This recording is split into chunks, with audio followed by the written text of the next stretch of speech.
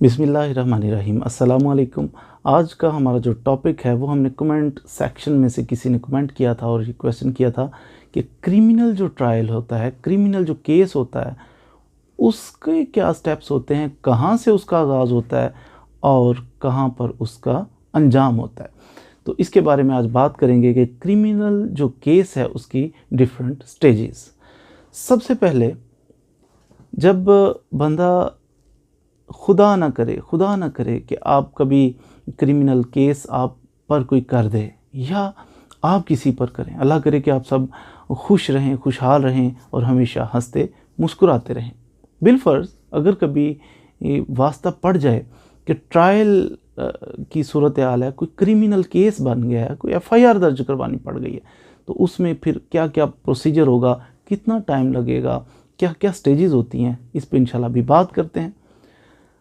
अगर बंदे को बिल्कुल लॉ से अवेयरनेस ना हो, कानून जानता ही नहीं है, ना सीखने की कोशिश करता है, बस एक बुत बना हुआ ज़िंदगी गुजार रहा है। कानून हम सब के लिए है, हमने सीखना है, ये हमारे लिए बना हुआ है। हर पाकिस्तानी, हर फर्द ने कानून को सीखना है। क्यों? क्योंकि उस पर अमल करना है। सिर्फ वकला के लिए कानून सीखना ज़रूरी नहीं है। हर इंसान के लिए, हर फर्द के लिए जो एक महज़ब सोसाइटी के अंदर रह रहा है, उसके लिए कानून का जानना ज़रूरी है, लाजमी फ़र्ज़ है उस पर। भाई जानेगा नहीं तो अमल कैसे करेगा। बहरहाल अभी हम क्रिमिनल ट्रायल की बात करेंगे कि उसके कौन कौन सी स्टेजेस होती हैं, ताकि आपके जहन को थोड़ी सी वुसअत मिले, पता चले कि क्रिमिनल ट्रायल कैसे कैसे होता है। और आप बजाय इसके कि कभी वकील साहब के पास क्रिमिनल ट्रायल आपका चल रहा है तो आप जाके मैक्सिमम इतना कह सकते हैं, पाजी कितना टाइम लगेगा। नो, इतना काफ़ी नहीं, कितना टाइम लगेगा वकील साहब, सर कितना टाइम और लगना है। भाई आपको पता तो होता क्या है केस में। आज की वीडियो आपने शुरू से लेके एंड तक देख ली तो उम्मीद है कि आपको पूछने की ज़रूरत नहीं पड़ेगी कि इसके बाद क्या होना है, फिर उसके बाद क्या होना है, सब कुछ बताएंगे इंशाल्लाह। क्रिमिनल ट्रायल, सबसे पहले इसका आगाज़ होता है जुर्म से। कहीं भी हमारी सोसाइटी के अंदर कोई जुर्म हो गया, खुदा न खास्ता कोई मर्डर कर दिया किसी ने, डकैती हो गई, चोरी हो गई, कोई भी क्राइम हुआ, जुर्म हुआ, ये है आगाज़ क्रिमिनल केस का। सबसे पहले जुर्म होना। दूसरे नंबर पर फिर आता है उस जुर्म की इत्तला लॉ इन्फोर्सिंग एजेंसीज को देना। मिसाल के तौर पर जुर्म हुआ, उसके बाद आपने थाने में जाके इत्तला दी, एफआईआर दर्ज करवाई। एफआईआर दर्ज करवाने का तरीका, इस पर डिटेल्ड हमारी वीडियो मौजूद है। सबसे पहले जुर्म हुआ, दूसरे नंबर पर एफआईआर दर्ज करवाने के लिए पुलिस स्टेशन में गए, एफआईआर दर्ज करवा दी। अगर पुलिस एफआईआर दर्ज नहीं करती या एफआईआर दर्ज हो नहीं सकती, कुछ ऐसे केसेस हैं माइनर से केसेस, उनमें क्या करेंगे, डायरेक्ट आप उस इलाके में, जिस इलाके में कोई जुर्म हुआ, उस इलाके के इलाका मैजिस्ट्रेट, जज होता है मैजिस्ट्रेट, इलाका मैजिस्ट्रेट के पास उसकी कोर्ट में जाएंगे और उधर जाके इस्तगासा दायर करेंगे कि जनाब इत्तला देंगे कि ये जनाब जुर्म हुआ है, ऐसे ऐसे मामलात हैं, तो इसको कानून के मुताबिक डील किया जाए। उसके बाद ये थी जुर्म हुआ, पुलिस को या अदालत को इत्तला दी, एफआईआर दर्ज करवाई। उसके बाद बहुत अहम स्टेज जो है वो है इन्वेस्टिगेशन। पुलिस ऑफिसर्स जो हैं, जो आईओ है, इन्वेस्टिगेटिंग ऑफिसर, ये क्या करता है, अपनी इन्वेस्टिगेशन शुरू कर देता है, तहकीक करता है, बहुत सारा मटेरियल इकट्ठा करना। अच्छा ये जुर्म हुआ है, ये इसकी एफआईआर है, अब मैं इन्वेस्टिगेट कर रहा हूँ, मैंने क्या करना है, बहुत सारे मामलात को देखना है, बहुत सारे शवाहद को इकट्ठा करना है। मसलन अगर मर्डर हुआ था तो उस जगह पे पहुँचूँगा, जाके वो इस जगह पे मर्डर हुआ है, खून आलूद मिट्टी को कलेक्ट करूँगा कि ये मिट्टी लगी हुई है, इसके साथ खून लगा हुआ है, या फिर अगर पक्की जगह पे फर्श पे है तो खून को, रुई के स्वैब्स लूँगा, रुई के साथ वो खून को साफ़ करके तो वो जनाब जमा करूँगा। फिर मर्डर हुआ किस चीज़ के साथ, डंडे के साथ मर्डर हुआ है, ईंट के साथ हुआ है, फिर वो वेपन ऑफ ऑफेंस जिस चीज़ के साथ मर्डर हुआ है मैं वो वाली कलेक्ट करूँगा। फिर उधर इलाके के लोगों से इंक्वायर करूँगा, शवाहद इकट्ठे करूँगा, गवाहियाँ और सबूत इकट्ठे करूँगा। ये था इन्वेस्टिगेशन। पुलिस इन्वेस्टिगेट करके पाबंद है, police officer, investigating officer, IO पाबंद है कि इसने 14 दिन के अंदर अंदर एक चालान मुरतब करके तो अदालत में जमा करवाना है। 14 दिन से अगर किसी वजह से, नॉर्मली पुलिस वालों की इतनी मसरूफियात होती हैं कि ये जनाब स्पेशल ड्यूटियाँ और जनाब बड़े बड़े जो ब्यूरोक्रेट्स और सियासतदान, इनके पीछे बेचारों को जाना पड़ता है। तो अगर ये टाइम पे नहीं जमा करवा सके चालान, तो फिर इनको थोड़ा सा टाइम 2-3 दिन मज़ीद एक्सटेंड किया जा सकता है। बहरहाल कानून ये कहता है कि 14 दिन के अंदर अंदर आप जमा करवाएंगे। पुलिस ने जब पूरी इन्वेस्टिगेशन करके मुलजिम को वो समझते हैं कि ये जनाब बेगुनाह है, तो खाना नंबर 2, चालान के खाना नंबर 2 में लिख के बेगुनाह, तो अपना रिपोर्ट जमा करवाएंगे अदालत में।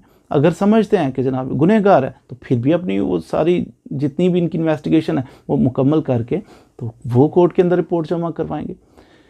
इस दौरान जब पुलिस इन्वेस्टिगेशन कर रही है, शवाहद इकट्ठे कर रही है, तो बाद दफ़ा मुलजिम को भी इकट्ठा कर लेती है, मसलन अरेस्ट कर लेती है। समझदार जो होते हैं ना मुलजिम, वो क्या करते हैं, जैसे FIR हुई फ़ौरन जाके सेशन जज की अदालत से प्री अरेस्ट बेल करवाते हैं, ज़मानत कबल अज गिरफ्तारी करवा लेते हैं, और फिर उसका आर्डर लेके रोब कार लेके अदालत से जाते हैं। फिर कहते हैं हाँ जी बताएं अब क्या इन्वेस्टिगेशन करनी है। तो जो सीधे साधे होते हैं वो पकड़े जाते हैं, उनको फिर पोस्ट अरेस्ट बेल यानी ज़मानत बाद अज गिरफ्तारी करवानी पड़ती है। अच्छा, पुलिस ने इन्वेस्टिगेट किया, इन्वेस्टिगेशन करने के बाद अगर इन्वेस्टिगेशन में कोऑपरेट नहीं करता, बंदा भाग ही जाता है, मुलजिम आता ही नहीं है, किसी सूरत में पकड़ा ही नहीं जाता, ज़मानत भी नहीं करवाता, भाग गया, उस सूरत में पुलिस पहले तो हुक्मनामा जारी करेगी, आएँ इन्वेस्टिगेशन में शामिल हों कि हमें कुछ बताएं, हम आपसे इंक्वायरी करना चाह रहे हैं। आ जाए वैलेंट कोर्ट, नहीं आता फिर अदालत में जाती है पुलिस कि जनाब वो बंदे ने जुर्म किया लेकिन पकड़ा नहीं जा रहा, वो तो हाथ नहीं आ रहा। फिर उसके bailable non bailable warrants issue किए जाते हैं, पुलिस वाले उसे अरेस्ट करने की कोशिश करते हैं, फिर भी अरेस्ट ना हो तो फिर जनाब उसको कोर्ट कहती है कि ये तो मुलजिम की मौजूदगी के बगैर केस नहीं चल सकता, वो होगा तो उसका ट्रायल चलेगा, उसकी एब्सेंस में नहीं चल सकता। अब कोर्ट क्या करती है, अगर बंदा आए ही ना तो फिर अदालत उसको इश्तिहारी करार प्रोक्लेम्ड ऑफेंडर डिक्लेयर कर देती है। तो फिर उसका नाम जनाब जैसे मैंने पुलिस रजिस्टर्स में बताया था कि उसका नाम लिखा जाता है जब भी अरेस्ट हो। अगर सपोज़ अरेस्ट नहीं होता फिर उसकी प्रॉपर्टी वगैरह भी अगर कोई उसके नाम पे हो उसको भी अटैच किया जा सकता है, ये भी ऑप्शन होता है। ये तो था भाग जाए, अगर आ जाए शराफत के साथ, पुलिस ने पकड़ लिया है या उसने ज़मानत करवा ली है, तो फिर इन्वेस्टिगेशन करके जब चालान मुरतब करके कोर्ट में पेश किया जाता है, कोर्ट फिर का काम फिर सबसे पहले ये होता है कि वो सारा चालान देखा कि अच्छा पुलिस ने ये किया, मामलात ये शवाहद हैं, फिर देखता है जज कि इस बंदे के ख़िलाफ़ केस चलने के काबिल भी है या नहीं। अगर चलने के काबिल हो तो फिर उसका सबसे पहला काम जो अदालत करती है वो है कि चार्ज फ्रेम करती है। ये वो वाला फ्रेम नहीं है जो जिस पे पैसे लगते हैं, सादा फ्रेम लिखने की हद तक होता है। चार्ज फ्रेम करने का मकसद ये होता है कि इन रिटर्न लिख कर जज साहब कहते हैं कि जनाब आपके ख़िलाफ़ ये एलिगेशन है, फ़लाँ डेट को, फ़लाँ दिन, फ़लाँ टाइम आपने फ़लाँ जगह पे फ़लाँ शख्स का मर्डर किया था। Do you agree? ये है चलान कि आप जनाब बताएं कि आपके ख़िलाफ़ प्रिसाइज फॉर्म में कि ये आपके ख़िलाफ़ एक इल्ज़ाम है। क्या कहते हैं फिर मुल्ज़म, दो ऑप्शन होते हैं मुल्ज़म के पास, एक कहेगा कि मैं तो जनाब मानता हूँ कि ये सारा कुछ मैं नहीं किया, काम ख़त्म। फिर कोर्ट उसको कर देती है, फ़ैसला कर देती है उसके ख़िलाफ़ कि उसने मान लिया है। इसको कहते हैं कन्फेशन, जुडिशियल कन्फेशन, कि जज के सामने उसने कन्फेशन कर लिया, ओके, फिर उसका फ़ैसला कर दिया जाता है। अगर वो कहते हैं नहीं, दूसरा ऑप्शन ये होता है कि अगर आप गिल्टी प्लीड नहीं करते तो फिर आप ये बताएं कि आप ट्रायल चाहते हैं। बंदा कहता है हाँ मैंने जुर्म नहीं किया, मैं ट्रायल चाहता हूँ। फिर कोर्ट कहती है ठीक है, ट्रायल के लिए कोई डेट फिक्स कर देते हैं। फिर ट्रायल शुरू हो जाता है उस बंदे का। ट्रायल में क्या होता है?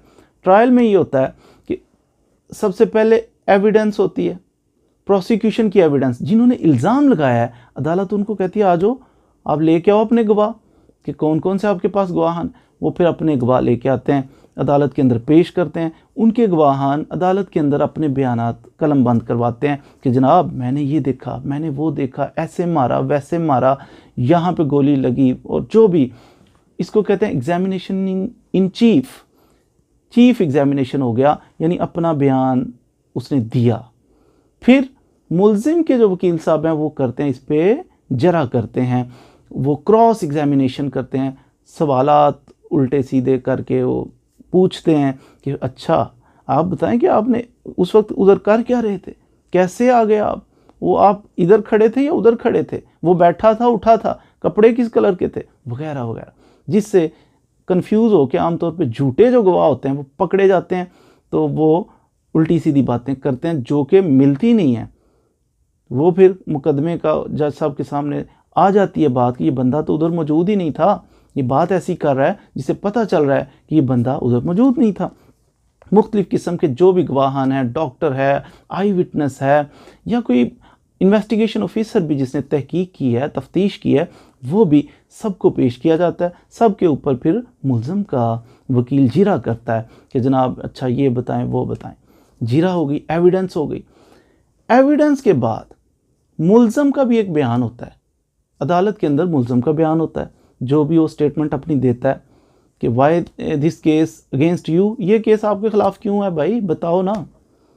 जो भी केस ट्रायल चला, जो भी एविडेंस हुई, वो सारी चीज़ों को मद्देनज़र रखते हुए अगर कुछ क्वेश्चन पुट करने हैं तो जज साहब उससे करते हैं, वो उसके जवाब देते हैं। आमतौर पे मुल्ज़िम नहीं देता, वकील साहब भी जवाब दे देते हैं। इसके बाद ये थी जिन्होंने मुद्दई की, जिसने केस दायर किया हुआ किसी बंदे के ख़िलाफ़, उसने शहादतें, उसने एविडेंस करवा दी, सारा कुछ करवा दी, मुल्ज़म का बयान हुआ। उसके बाद कोर्ट कहती है कि मुल्ज़म साहब आप डिफेंस में जो आप पे इल्ज़ाम लगाया, डिफेंस में अपनी सफाई में आप भी कोई शहादतें देना चाहते हो। 99% ये होता है कि मुल्ज़म कभी भी शहादत नहीं देता। उसकी वजह यह है कि कानून के अंदर ये उसूल है कि मुल्ज़म इनोसेंट है, मुल्ज़म को 100/100 नंबर ऑलरेडी मिल चुके हैं। ये जो मुद्दई है इसको अपना केस साबित करना है। ये कितने नंबर लेता है अब साबित करने में। बहुत अच्छा केस हुआ पूरी सज़ा मिलेगी, थोड़ा कमज़ोर हुआ आधी सज़ा, उससे कम या बरी भी हो सकता है। अब मुल्ज़म को अपनी कभी भी गवाही नहीं देनी, गवाह नहीं पेश करने अपनी सफाई में, क्योंकि इसे 100/100 जिसे ऑलरेडी नंबर 100 में से 100 मिल चुके हैं, इसे ज़रूरत। हाँ, एक सूरत में ख़ास प्ली जब बंदे ने ली हो फिर ये अपनी एविडेंस पेश करेगा। मिसाल के तौर पर ये कहते हैं मैं तो जब ये वक़ूआ हुआ मैं तो उस वक्त था कराची में था, इसे कहते हैं प्ली ऑफ एलिबाई, कि मैं मौजूद ही नहीं था। फिर ये बंदा एविडेंस पेश करेगा, ये देखिए कराची में फ़लाँ जगह पे ये मैं मौजूद था, मेरा ये कॉल रिकॉर्ड, मोबाइल, ये वो कुछ ना कुछ जो भी एविडेंस थी, मैं तो फ़लाँ जगह पे जॉब कर रहा था, मैं उधर मौजूद था। फिर उस सूरत में ये एविडेंस, अदरवाइज़ मुल्ज़म को कभी भी एविडेंस देने की ज़रूरत नहीं होती। सिर्फ मुद्दई को ज़रूरत होती है वो अपनी एविडेंस प्रोड्यूस करे और साबित करे कि इसने जुर्म किया। अगर साबित कर दे तो ठीक है, अदरवाइज़ कोर्ट के ज़हन में पहले से ऑलरेडी 100/100 नंबर है कि ये इनोसेंट है। कोई भी मुल्ज़म हो वो हमेशा इनोसेंट समझा जाता है जब तक कि जुर्म साबित ना कर दिया जाए। हो गई एविडेंस रिकॉर्ड होने के बाद कोर्ट क्या करती है, फिर उसके बाद मौका देती है कि अपने केस के ऊपर बहस की जाए, साबित किया जाए कि केस ऐसा है। फिर मुल्ज़म का वकील वो एविडेंस वगैरह को लेके वो भी साबित करता है कि नहीं ये देखिए एविडेंस में कितनी खामियां हैं, इसको सज़ा नहीं मिलनी चाहिए, इसने जुर्म नहीं किया। उसके बाद जज साहब फिर सुनने के बाद जजमेंट अनाउंस करते हैं, अपना फ़ैसला कर देते हैं, या उसको बरी कर देते हैं मुल्ज़िम को, या फिर उसे सज़ा दे देते हैं। सज़ा की मुख्तलिफ़ किस्में हो सकती, प्रोबेशन पे हो सकती है उसको सज़ा, फिर उसको जनाब जुर्माना, हरजाना, या फिर उसको कैद की सज़ा हो सकती है। नॉर्मली जुर्माना होता है या कैद की सज़ा होती है, ये दोनों भी हो सकती हैं एट अ टाइम। जज साहब फैसला कर देते हैं। अगर फ़ैसला किसी को पसंद ना आए फिर उसके ख़िलाफ़ अपील कर दी जाती है। अपील पसंद ना आए फिर हाई कोर्ट, फिर सुप्रीम कोर्ट। सुप्रीम कोर्ट के बाद भी अगर किसी को पसंद ना आए तो वो प्रेसिडेंट को भी अपील कर सकता है, सदर को माफ़ी की दरख्वास्त दे सकता है। तो ये भी एक तरीक़ाकार है। अगर सपोज़ बंदा हार गया, मुकम्मल तौर पर मुल्ज़िम साबित हो गया और अपीलें सारी डिसमिस हो गई, उसके ख़िलाफ़ हो गई, तो फिर एग्जीक्यूट कर दिया जाएगा। जो उसकी सज़ा है उसको जेल के अंदर जाना हो, जो भी सज़ा हो उसको उस पर अमल दरामद करवाया जाएगा। उम्मीद है आपने आज के लेक्चर से ज़रूर क्रिमिनल केस के बारे में, उसकी स्टेजेस, स्टेप बाय स्टेप उसके बारे में ज़रूर कुछ ना कुछ सीखा होगा। मज़ीद वीडियोस के लिए हमारे साथ रहिए, चैनल को सब्सक्राइब भी कर लें और बेल आइकॉन के बटन को प्रेस कर लें ताकि आइंदा वीडियोस भी आप तक पहुंच जाएं। Thank you very much.